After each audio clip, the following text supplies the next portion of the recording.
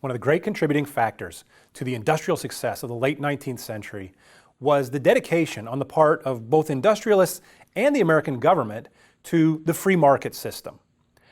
The United States government had been very lenient in its laws concerning land use, resource use, the accessibility of any kind of mining rights, mineral rights, things like this that industry might need to develop itself.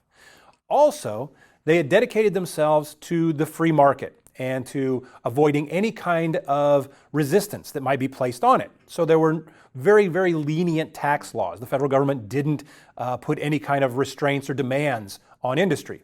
So much so that they often erred on the side of restraining labor, keeping workers from putting any restraints onto the marketplace.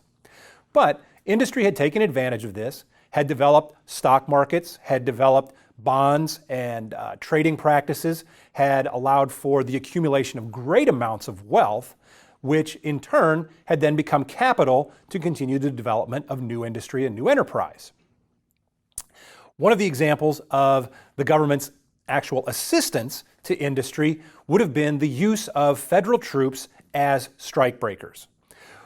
At times that labor and management found itself at cross purposes and labor walked off the job, strikes not being legal, management would often ask for assistance, either from local mayors for the sheriffs to work with them, with governors to get the state militia to come in, or if things really got out of hand, to bring in the United States Army. And on almost every single occasion, they found a very willing and cooperative government that helped them. And so the strength of the United States military oftentimes wound up being pitted against the strength of American labor.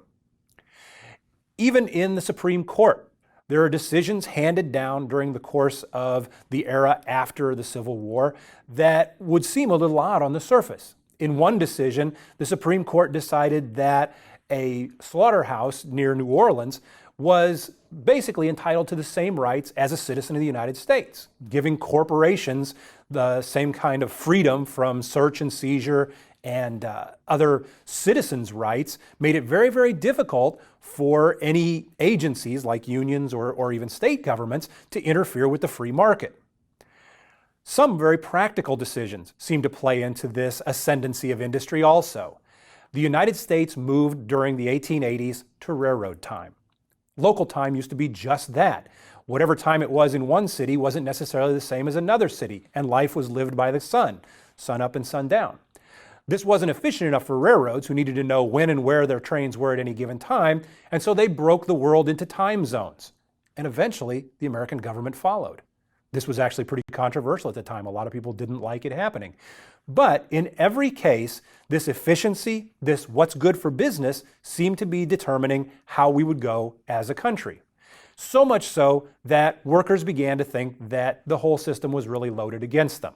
And resistance to management then became resistance to the government, to the point that the government began to suspect whether or not these weren't outside agitators. Were labor unions really the tools of anti-American forces? Were they socialists? Were they communists? Were they anarchists stirring up good Americans against what was clearly an American beneficial system, the free market economy?